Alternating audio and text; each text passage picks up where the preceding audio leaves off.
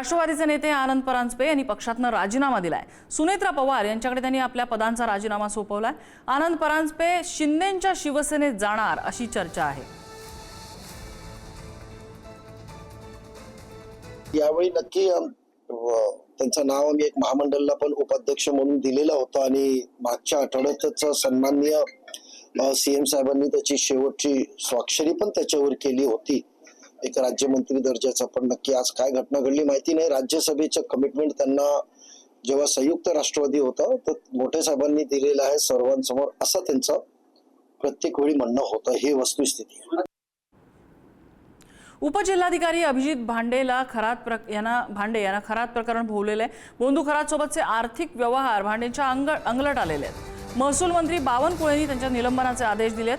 अशोक खरात सोबत भांडेंचे phone record समोर आलेले आहेत।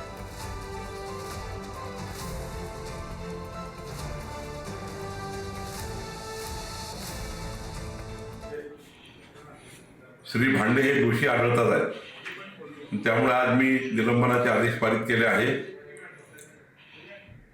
SITचा रिपोर्ट आमच्याकडे येणार आहे, पण जे काही कॉल डिटेल्स आमच्याकडे आहे, जे काही या ठिकाणी आमच्या तक्रारीमध्ये आलेले आहेत, तर मला असं वाटतं की संपूर्ण चौकशी होतपर्यंत भांडेंना आम्ही निलंबित केला आहे आणि कडक कारवाई SITचा रिपोर्ट आल्यानंतर अत्यंत कडक कारवाई। अशा अधिकाऱ्यांना नोकरीमध्ये राहायचा अधिकार नाही।